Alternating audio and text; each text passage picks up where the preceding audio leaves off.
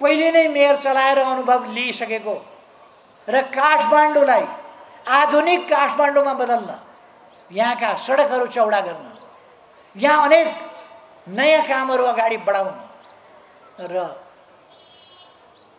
चाहे यहाँका वरिपरिका सडकहरू चौडा गर्ने कुरा होस्, माइती घरमा मण्डला स्थापना गर्ने कुरा होस्, जहाँ आज मण्डला बनाएर झन्डा फहराइएको छ, यी सबै काममा र यहाँ अनेक विकास निर्माणका कामहरूसँग जोडिएको र काठमाडौँ बुझेको, प्रशासन बुझेको, नगरपालिका महानगरपालिका बुझेको र यसलाई परिवर्तन कसरी गर्ने भन्ने सोच विचार र सङ्कल्प भएको अहिले केशव विस्थापित लगायत अनुभवी र नयाँ जोस जाँगर र उत्साह भएको अनुभव र जोस जाँगरको सम्मेलन। नेपालमा छँदाखेरि मलाई विष्णु रिमाल भनेको आफ्नो एउटा मामुली कार्यकर्ता जस्तो लागेको थियो। जेनेभामा गएपछि त्यहाँ अन्तर्राष्ट्रिय मजदुर सङ्गठनका नेताहरूले विष्णु रिमाललाई ठुलो नेता, महान नेता, सफल नेता, मजदुर आन्दोलनको हस्ती भनेको सुनेपछि मैले पनि एकछिन विष्णु रिमालतिर हेरेँ हो कि होइन भनेर। तर विष्णु रिमालले नेपालको मजदुर आन्दोलनमा असाधारण योगदान गर्नुभएको रहेछ भन्ने कुरा मैले त्यहाँ गएपछि झन् बढ्ता महसुस गर्ने मौका पाएँ। मैले त्यहाँको जोगीहरूलाई उनीहरूको एकजना नेता राजासँग भेटाइदिउँला भनेर मैले भने। त्यसपछि उनीहरूले बल्ल माने अनि मैले राजालाई त्यहाँ लिएर पशुपतिको दर्शन गराएर फर्काएपछि भेट गराइदिएँ। अनि जोगीले भने यो गृहमन्त्री अत्यन्तै बदमास रहेछ, यो गृहमन्त्रीले हामीलाई पशुपतिको बुटी खान दिएन, गाँजा चरिस खान दिएन, यो बदमास रहेछ, यसलाई तुरुन्त बर्खास्त गर्नुपर्छ भनेर उनीहरूले भने। अनि वीरेन्द्रले सुनेर मलाई सोधे अन्तिममा के भन्छन् यी बाबाजीका प्रतिनिधिले के भन्छन् भनेर। अब मैले भने अब सरकार मलाई यो हिन्दी त धेरै राम्ररी त आउँदैन, अब मौसुफलाई जस्तै हो, मौसुफले जे बुझ्नुभयो मैले पनि त्यस्तै बुझे हो। यो बागमती नदी हामी आउनुपर्छ, नुहाउनुपर्छ, सफा राख्नु पर्यो, यसलाई चाहिँ पवित्र बागमती जस्तो पार्नु पर्यो भने जस्तो लाग्यो मलाई भनेर मैले भने। त्यसै भने होला जस्तो लाग्यो भनेर राम्रै कुरा गरेछन्, बागमती सफा गरे हुन्न त गृहमन्त्रीजी भनेर उहाँले भनेपछि मैले ठिक छ सरकार, हामी बागमती सफा गर्नेतिर लाग्छौँ भने। काठमाडौँलाई नयाँ गतिमा विकासको बाटोमा अग्रसर गराउन युवाहरूको एउटा सशक्त प्रतिनिधिको रूपमा र सशक्त जनप्रतिनिधिको रूपमा, आजका सचेत जागरुक महिलाहरूको प्रतिनिधिको रूपमा काठमाडौँ महानगरलाई सिँगार्ने उद्देश्य बोकेर उपमेयरको उम्मेदवारको रूपमा यहाँ उपस्थित हुनुभएका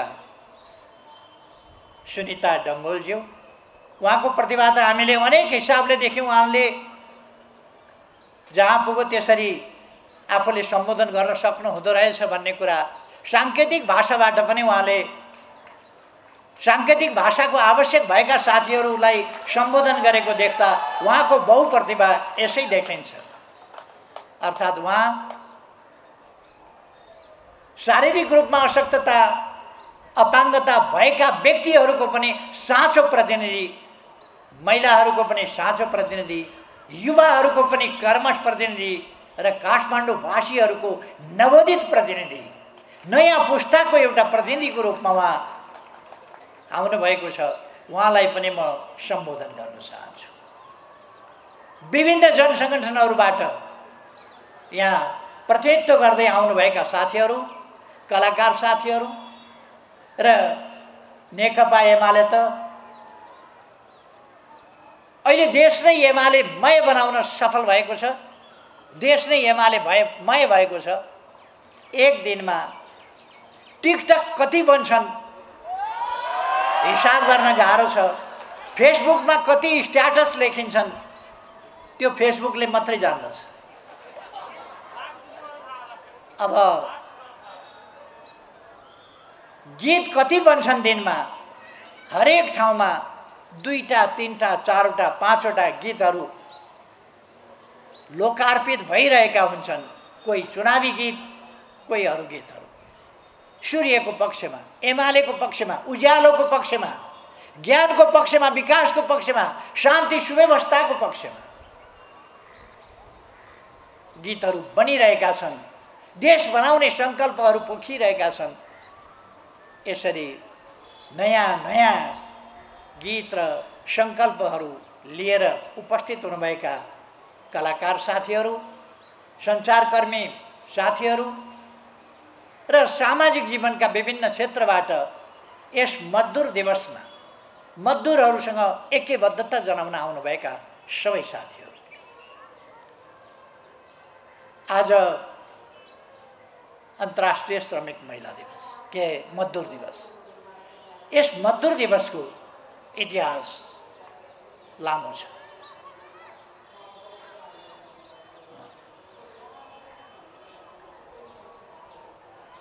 मजदुर दिवसको इतिहास अर्थात् यो दिवस कसरी पैदा भयो, यो दिवस आफै मजदुरहरूको पीडाको, मजदुरमाथिका दमनको, मजदुरले भोग्नु परेका असमानता विभेदहरूको अन्त्यका निम्तिका मजदुर सङ्घर्षहरूको, मजदुरले गरेका बलिदानहरूको र तिनका सफलताहरू, तिनका पीडाहरूको, तिनका सम्झनाहरूको प्रतीक स्वरूप अन्तर्राष्ट्रिय श्रमिक दिवस सुरु भएको थियो। यो धरती श्रमिकहरूले बनाएका छन्। रोम बन्यो श्रमिकहरूले, अरू जुनसुकै सहर पनि बने श्रमिकहरूले, काठमाडौँ बने श्रमिकले। अलिकति कसरी बने भन्ने कुराको एक झलक त यहाँ अघि हाम्रा मेयरका उम्मेदवार केशव स्थापितले पनि उल्लेख गर्नुभयो। छोटो एउटा झलक कसरी बने।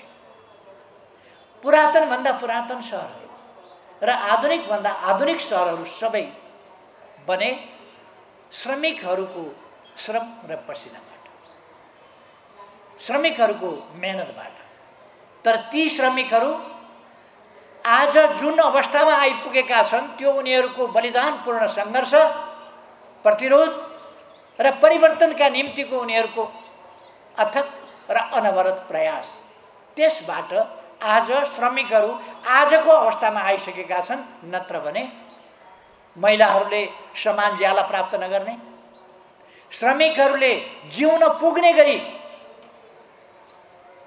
बाँच्न पुग्ने गरी पनि ज्याला प्राप्त नगर्ने र मजदुरलाई मजदुरी कति दिने भन्दा एउटा फर्मुला थियो। फेरि मजदुर जन्माउनुपर्छ, फेरि मजदुर चाहिन्छ, फेरि मजदुर हुर्काउनुपर्छ। त्यसकारण ऊ आफू र उसको परिवार यति मात्रै बाँच्न सकोस् जहाँ उसले सन्तान उत्पादन गर्न र छोराछोरी हुर्काउन सकोस्, ताकि भोलि फेरि उद्योग व्यवसाय आदि चलाउन र निर्माण कार्यहरू अगाडि बढाउनका लागि मजदुर चाहिन्छ। त्यो मजदुर उत्पादन गर्ने कारखाना चाहिँ कायम रहोस्, कारखाना चलिरहोस्, त्यतिका लागि मजदुरलाई स्यालेरी दिइन्थ्यो। मानवीय भावनाले बाँच्नका लागि कामको मूल्याङ्कन गरेर होइन, पछि पनि मजदुर चाहिन्छ भनेर पछिसम्मका लागि आफ्ना स्वार्थहरूको जोहो गर्नका लागि मजदुरहरूलाई पारिश्रमिक दिइन्थ्यो, अरू हिसाबले होइन। त्यस ठाउँबाट विभिन्न प्रकारका मजदुरहरूले सङ्घर्ष गर्दै गए। म आज तपाईहरुलाई यहाँ मजदुरहरूको सङ्घर्षको लामो इतिहास, बलिदानको इतिहास र गौरव गाथा सुनाउन गइरहेको छैन। किनभने यो सुनाउन थाले भने 2-3 घण्टाको समय कम से कम अत्यन्त छोटो गर्दा पनि त्यसैमा खर्च हुन्छ। त्यसकारण म त्यतापट्टि जान चाहन्न। यति भन्न चाहन्छु कि मजदुरहरूको लामो समयको अथक र अनवरत बलिदानपूर्ण सङ्घर्ष, त्यसको परिणामबाटै मजदुर दिवसको स्थापना भएको थियो। सङ्घर्षको एउटा अविस्मरणीय प्रतीकको रूपमा र मजदुरहरूको बहादुरीपूर्ण गाथालाई स्मरण गर्नका लागि प्रथम मे यसलाई मे डेको रूपमा मे डे भनेको मे दिवसको रूपमा मनाउन थाल्यो। यद्यपि एभिएसनको भाषामा मे डे भनेको सबभन्दा अन्तिम अप्ठ्यारोमा परेको छु भन्ने हुन्छ क्या र। पाइलटले मे डे भन्यो भने म अत्यन्तै अप्ठ्यारो जोखिममा छु, बाँच्न कठिन छ, म धेरै सायद समाधान गर्न नसकिने अप्ठ्यारोमा परेको छु, त्यस बिन्दुमा पुगेको छु भन्ने अर्थ हुन्छ क्या र एभिएसनको भाषामा। तर हामी एभिएसनको भाषा होइन, मजदुरको भाषा बोलिरहेका छौँ यहाँ। र मजदुर दिवस मे डे यो मजदुरहरूको बलिदानको एउटा प्रतीक हो। खास गरी मजदुर आन्दोलनको इतिहास त दासयुग, जब विभेद, जब असमानता भयो त्यहाँदेखि मानिसले समानताका प्रयासहरू, विभेदको अन्त्यका प्रयासहरू गर्दै गयो, लडाइँहरू गर्दै गयो र अनेक प्रकारका त्यसलाई दमन गर्नका लागि सिद्धान्तहरू प्रतिपादन हुँदै गए। जन्मसिद्ध श्रेष्ठताको सिद्धान्त, राजतन्त्रका सिद्धान्त हुँदै हुँदै आएर मैले अस्ति एउटा कार्यक्रममा पनि भनेको थिएँ, अहिलेभन्दा 2092 वर्ष अगाडि दास नेता स्पार्टकसले ग्रिसमा विद्रोह गरेका थिए दासहरूलाई सङ्गठित गरेर। त्यो पनि मजदुर आन्दोलनको, श्रमिक आन्दोलनको बेग्लै नाममा थियो, दास विद्रोहका नाममा थियो। तर दासहरू भनेका को थिए भन्दा अधिकारविहीन श्रमिकहरू थिए, सम्पूर्ण रूपमा अधिकारविहीन श्रमिकहरू। उनीहरूसँग कुनै पनि अधिकार, आफ्नो ज्यान पनि आफ्नो अधिकारभित्र थिएन। ज्यानको पनि सुरक्षा मालिकको हातमा हुने गर्थ्यो, दास मालिकको हातमा। त्यस दास युगमा मैले भने अहिलेभन्दा 2092 वर्ष अगाडि दासताका विरुद्ध, दासताका विभिन्न मात्राहरू रहे पछिसम्म पनि, तर त्यति बेला चरम दासता थियो, त्यसका विरुद्ध स्पार्टकस विद्रोह भएको थियो। दासताको इतिहास हामी अगाडिदेखि देख्न सक्दछौँ। द्वापर युगमा, त्रेता युगदेखि नै दास प्रथा प्रचलनमा रहेको हामी पाउँछौँ। अथवा श्रमिकहरूमाथि जब वर्गीय समाज बन्यो तबदेखि, वर्गीय समाज भनेकै विभेदकारी समाज, असमानताको समाज हो, त्यो बनेदेखि नै मजदुरहरूमाथि विभेद र असमानताहरू थोपरिए र त्यसका विरुद्ध मजदुरहरू सङ्घर्षको मैदानमा उठ्दै गए, जाग्दै गए, लाग्दै गए।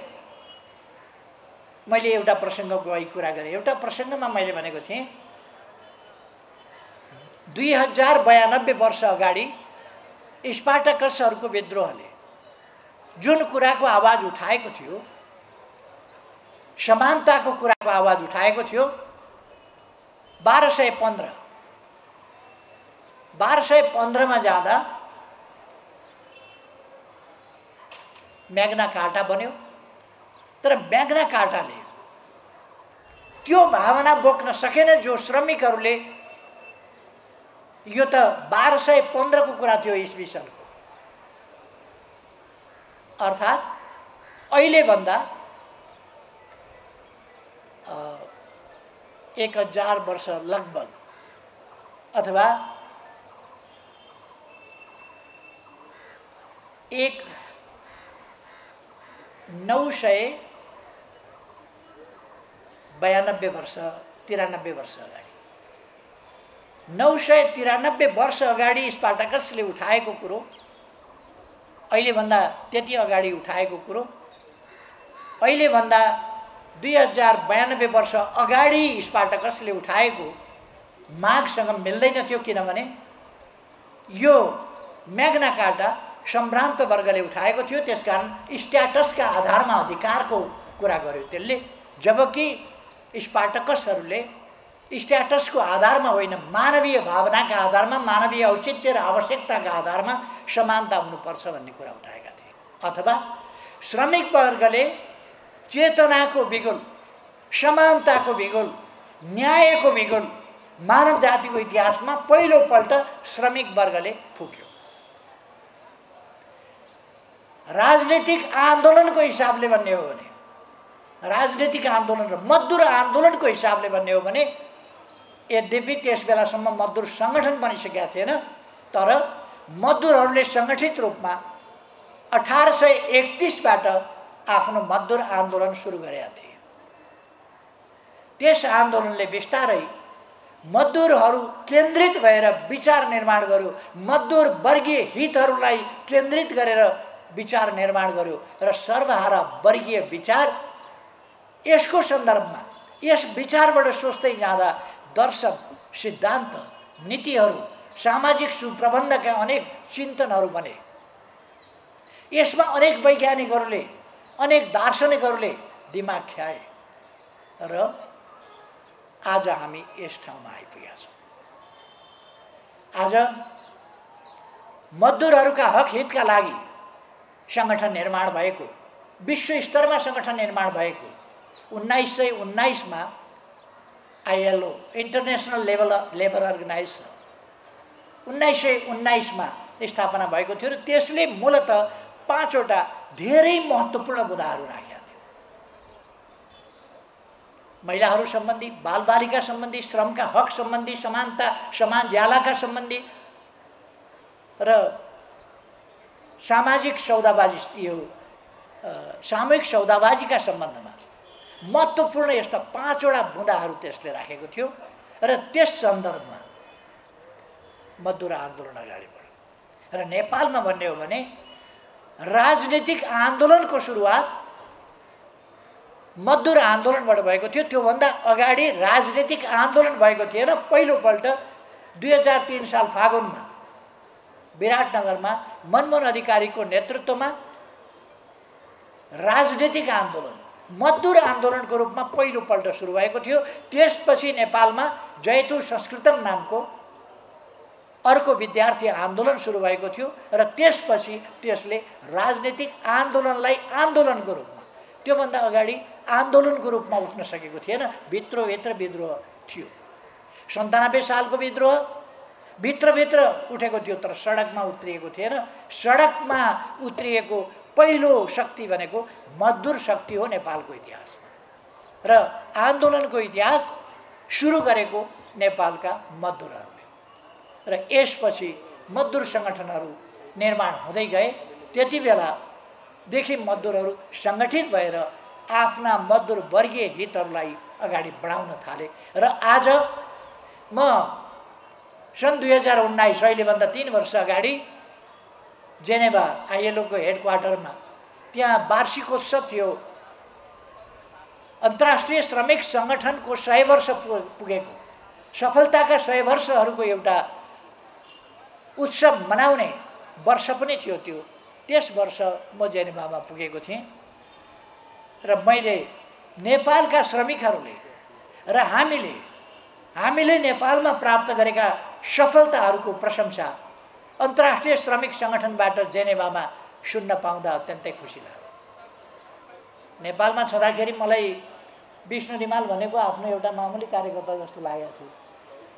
जेनेभामा गएपछि त्यहाँ अन्तर्राष्ट्रिय मजदुर सङ्गठनका नेताहरूले विष्णु रिमाललाई ठुलो नेता, महान नेता, सफल नेता, मजदुर आन्दोलनको हस्ती भनेको सुनेपछि मैले पनि एकछिन विष्णु रिमालतिर हेरेँ हो कि होइन भनेर। तर विष्णु रिमालले नेपालको मजदुर आन्दोलनमा असाधारण योगदान गर्नुभएको रहेछ भन्ने कुरा मैले त्यहाँ गएपछि झन् बढ्ता महसुस गर्ने मौका पाएँ। अन्तर्राष्ट्रिय रूपमा पनि हाम्रो मजदुर आन्दोलन, हाम्रो मजदुर सङ्गठन, हाम्रो जी फन्डले गरेका सङ्घर्षहरू र जी फन्डले प्राप्त गरेका उपलब्धिहरू, त्यसको प्रशंसा मैले सुन्न पाएँ।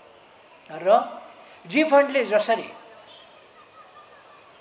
सामूहिक सौदाबाजीको माध्यमबाट, वार्ता र बार्गेनको माध्यमबाट सरकार, रोजगारदाता र श्रमिकहरूका बीचमा जुन विन विन सिचुएसन अथवा सबैले मान्न स्वीकार्न सक्ने, सबैको मध्यबिन्दुबाट समस्याको समाधान निकाल्ने र औद्योगिक अनरेस्ट, इन्डस्ट्रियल अनरेस्ट अथवा मजदुर अशान्ति, मजदुर समस्या खास गरेर लगानीकर्ताहरू जहिले पनि आन्तरिक पनि बाह्य पनि लगानीकर्ताहरू जहिले पनि झस्किने के हो भने लेबर अनरेस्ट। तर नेपालमा लेबर अनरेस्ट समाप्त भएको छ। लेबर अनरेस्ट होइन, लेबरले अब अनरेस्ट होइन सफलता प्राप्त गरेका छन् र सामूहिक सौदाबाजीबाट आफ्ना मागहरू स्थापित गर्न सकेका छन्। चाहे वर्किङ आवरको सम्बन्धमा होस्, चाहे देशको परिस्थिति अनुसारको स्यालेरीको सम्बन्धमा होस्, अथवा महिला अधिकारको सम्बन्धमा होस्, महिला कामदार र कामको समान ज्यालाको सन्दर्भमा होस्, अथवा बाल श्रमिकलाई श्रममा लगाउन नपाइने सन्दर्भमा होस्, यस्ता कुराहरूको सन्दर्भमा ठुलो सफलता नेपालको श्रमिक आन्दोलनले प्राप्त गरेको छ। यसकारण मैले तपाईहरुलाई सुरुमै बधाई भनेको हुँ। यति लामो सङ्घर्षदेखिका तपाईहरुका सफलताहरू, यिनीहरूले ठुलो उपलब्धि हासिल गरेका छन्। आज हामी अन्तर्राष्ट्रिय श्रम सङ्गठनको सम्मानित सदस्य भएका छौँ नेपालको ट्रेड युनियन। र नेपालको ट्रेड युनियनले अनेक कुराहरूका बावजुद, अनेक मतभेदका बावजुद, अनेक हिसाबले पनि यसलाई एउटा फेडरेसनको रूपमा कायम राख्ने सफलता प्राप्त गरेको छ। यो साधारण कुरा होइन।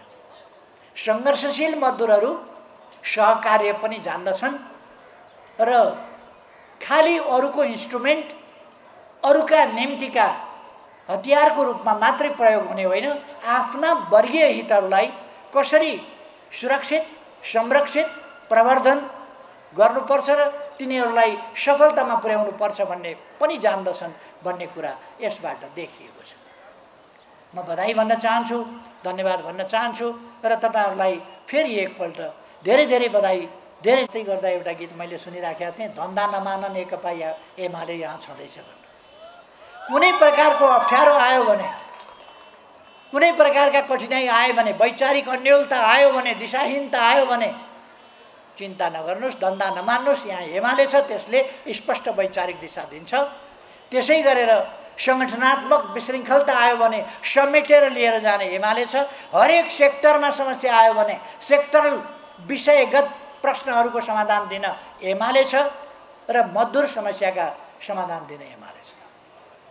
शारीरिक रूपमा अशक्तता, अपाङ्गता भएका व्यक्तिहरूलाई कसरी सबल बनाउने, सक्षम बनाउने, आत्मनिर्भर बनाउने र उनीहरूलाई सम्मानपूर्ण जीवन जिउन सक्ने अवस्थामा कसरी पुर्याउने र जो त्यस स्थितिमा पुग्न शारीरिक हिसाबले, मानसिक हिसाबले सम्भव छैन, उस्ताहरूका लागि सरकारले जीवनयापनको सम्मानजनक व्यवस्था गर्ने दिशामा यसका पछाडि परेका हिस्साहरू, अन्यायमा भेदभावमा परेका हिस्साहरू, वर्गहरू, समुदायहरू अथवा छुवाछुतका प्रश्नमा पीडित रहेका समुदायलाई अगाडि बढाउने, सामाजिक न्याय समानता उपलब्ध गराउने कामको नेतृत्व र अगुवाई गर्ने काममा नेकपा एमाले छ भन्ने कुरा म साथीहरूलाई विश्वास दिलाउन चाहन्छु। आज यो कार्यक्रम हामी काठमाडौँमा मनाइरहेका छौँ र काठमाडौँमा अब पुस्तौनी श्रमिक पृष्ठभूमिबाट आएको, अघि केशव स्थापितजीले बताइसक्नु, पुस्तौनी श्रमिक पृष्ठभूमिबाट आएको, पहिले नै मेयर चलाएर अनुभव लिइसकेको र काठमाडौँलाई आधुनिक काठमाडौँमा बदल्न, यहाँका सडकहरू चौडा गर्न, यहाँ अनेक नयाँ कामहरू अगाडि बढाउन र चाहे यहाँका वरिपरिका सडकहरू चौडा गर्ने कुरा होस्, माइती घरमा मण्डला स्थापना गर्ने कुरा होस्, जहाँ आज मण्डला बनाएर झन्डा फहराइएको छ, यी सबै काममा र यहाँ अनेक विकास निर्माणका कामहरूसँग जोडिएको र काठमाडौँ बुझेको, प्रशासन बुझेको, नगरपालिका महानगरपालिका बुझेको र यसलाई परिवर्तन कसरी गर्ने भन्ने सोच विचार र सङ्कल्प भएको अहिले केशव स्थापित लगायत अनुभवी र नयाँ जोस जाँगर र उत्साह भएको अनुभव र जोस जाँगरको सम्मेलन, त्यस ढङ्गले अगाडि बढाउने उद्देश्यका साथ नेकपा एमाले काठमाडौँमा यति बेला चुनावमा होमिएको छ। महानगरमा यहाँहरूलाई थाहा छ। मैले भनिरहनु पर्ला जस्तो लाग्दैन। यति बेला काठमाडौँका समस्या समाधान गरौँ, चाहे ती उद्योग क्षेत्रका हुन्, चाहे श्रम बजारका श्रमका समस्याहरू हुन्, अथवा कृषि क्षेत्रका हुन्, अथवा व्यापारका हुन्, बजारका हुन्, उद्योगका हुन्, अथवा यहाँको काठमाडौँको सुरक्षा, पुराना सम्पदाहरूको सुरक्षादेखि लिएर संस्कृतिको सुरक्षादेखि लिएर यहाँका अन्य प्राकृतिक वस्तुहरूको सुरक्षादेखि लिएर यहाँका नदी नालाको सरसफाइदेखि लिएर नदीको सफाइदेखि लिएर बागमती, विष्णुमती जस्ता शास्त्रहरूमा वर्णित पवित्र नदीहरू आज फोहोर भएका छन्। यिनलाई हामीले सफा गर्ने अभियान चलाएका छौँ। यस अभियानलाई पुरा गर्न हामीले नदीका किनारहरू नियन्त्रण गर्ने र प्रशोधन केन्द्रहरू ठाउँ ठाउँमा राख्ने, ढल लगेर नदीमा खसाउन नदिने आदि अनेक कामहरू हामीले नै सुरु गरेका थियौँ। म तपाईँहरूलाई एउटा घटना सुनाउन चाहन्छु। 2051 सालमा म गृहमन्त्री थिएँ। तत्कालीन राजा वीरेन्द्रको पशुपतिमा जानै पर्ने त्यो चलन थियो र मैले त्यसको व्यवस्थापन गर्नुपर्ने थियो। मैले त्यस वर्ष पशुपतिमा गाँजा चरेस बाँड्न मानिन। यो हाम्रो अन्तर्राष्ट्रिय प्रतिबद्धता विपरीत छ, हामी बाँड्दैनौँ भनेर मैले चरेसहरू बाँड्न मानिन। यो 51 सालको र मैले त्यहाँको जोगीहरूलाई उनीहरूको एकजना नेता राजासँग भेटाइदिउँला भनेर मैले भने। त्यसपछि उनीहरूले बल्ल माने अनि मैले राजालाई त्यहाँ लिएर पशुपतिको दर्शन गराएर फर्काएपछि भेट गराइदिएँ। अनि जोगीले भने यो गृहमन्त्री अत्यन्तै बदमास रहेछ, यो गृहमन्त्रीले हामीलाई पशुपतिको बुटी खान दिएन, गाँजा चरेस खान दिएन, यो बदमास रहेछ, यसलाई तुरुन्त बर्खास्त गर्नुपर्छ भनेर उनीहरूले भने। अनि वीरेन्द्रले सुनेर मलाई सोधे अन्तिममा के भन्छन् यी बाबाजीका प्रतिनिधिले के भन्छन् भनेर। अब मैले भने अब सरकार मलाई यो हिन्दी त धेरै राम्ररी त आउँदैन, अब मौसुफलाई जस्तै हो, मौसुफले जे बुझ्नुभयो मैले पनि त्यस्तै बुझ्या हो। यो बागमती नदी हामी आउनुपर्छ, नुहाउनुपर्छ, सफा राख्नु पर्यो, यसलाई चाहिँ पवित्र बागमती जस्तो पार्नु पर्यो भने जस्तो लाग्यो मलाई भनेर मैले भने। त्यसै भने होला जस्तो लाग्यो भनेर राम्रै कुरा गरेछन्। बागमती सफा गरे हुन्न त गृहमन्त्रीजी भनेर उहाँले भनेपछि मैले ठिक छ सरकार, हामी बागमती सफा गर्नेतिर लाग्छौँ भने। त्यस बेला हामीले अहिलेका सम्माननीय राष्ट्रपतिजीको नेतृत्वमा बागमती सफाई, ढल मिसाउन नदिनेदेखि बागमती सफाईको, बागमती करिडर विकास, बागमतीको विकास, सरसफाई र विकासको एउटा अभियान, ढल मिसाउन नदिने अभियान, त्यसका लागि एउटा समिति बनायौँ र काम सुरु गरेका थियौँ। आज बागमतीमा केही सुधार आइसकेको छ। अब आगामी दिनमा हामी बागमतीलाई स्वच्छ पवित्र बनाएर छोड्ने सङ्कल्पमा छौँ, विष्णुमतीलाई त्यसै गरी पवित्र बनाएर छोड्ने सङ्कल्पमा छौँ र अरू विकास निर्माणका कामहरू गर्ने सङ्कल्पमा छौँ। यसका निम्ति प्रतिबद्धता काठमाडौँ महानगरपालिका कमिटीहरूले प्रतिबद्धता जनाइसकेका छन् र त्यो प्रतिबद्धता लिएर हाम्रा मेयर, उपमेयर, वडा अध्यक्ष र सदस्यहरू, महिला सदस्य, दलित सदस्य लगायत सम्पूर्ण सदस्यहरू त्यो प्रतिबद्धतालाई लिएर पार्टी केन्द्रको चुनाव घोषणापत्र र प्रतिबद्धता पत्र, स्थानीय प्रतिबद्धता पत्र लिएर अगाडि बढेका छन्। स्थानीय प्रतिबद्धता पत्रको सम्बन्धमा मैले धेरै भनिरहनु पर्ला जस्तो लाग्दैन। हामी यस देशलाई समृद्ध देश बनाउने र यस देशका बासिन्दाहरूलाई सुखी बनाउने, अर्थात् समृद्ध नेपाल, सुखी नेपालीको राष्ट्रिय आकांक्षा परिपूर्ति गर्ने यस अभियानमा हामी लागेका छौँ। यसमा मैले विश्वास लिएको छु सम्पूर्ण मजदुरहरूको, श्रमिक वर्गको, श्रमजीवी वर्गको, युवाहरूको, महिलाहरूको र सम्पूर्ण काठमाडौँवासी दाजुभाइ दिदीबहिनीहरूको सहयोग हुनेछ भन्ने मैले विश्वास लिएको छु। र यो किन विश्वास लिएको छु भने काठमाडौँलाई हाम्रो सम्पदा, हाम्रो इतिहास, हाम्रो पुरातात्विक महत्त्वको सहरमा इतिहास झल्किने, आधुनिकता टल्किने एउटा नमुना सहरको रूपमा, विश्वको नमुना राजधानीको रूपमा काठमाडौँलाई विकसित गर्नका लागि म सबैलाई आग्रह गर्न चाहन्छु। कसैको उम्मेदवारको बारेमा म केही भन्न चाहन्न, किनभने भनिरहन लायकै छैन, चर्चा गर्न आवश्यकै पर्ने खालका छैनन्, केही कुरा गरिरहनु पर्ने नै आवश्यकता छैन। त्यसकारण म कसैको बारेमा केही भनिरहन चाहन्न। साथीहरूले कतिपयले इच्छा गर्नुभएको छ, इच्छा गर्न पाइन्छ, उहाँहरूको अधिकारको कुरा हो। उहाँहरूले इच्छा गर्नुपर्छ, उहाँहरूको इच्छालाई सलाम गरौँ, सूर्यमा भोट हालौँ, एमालेलाई विजयी बनाऊ, काठमाडौँलाई सपारौँ।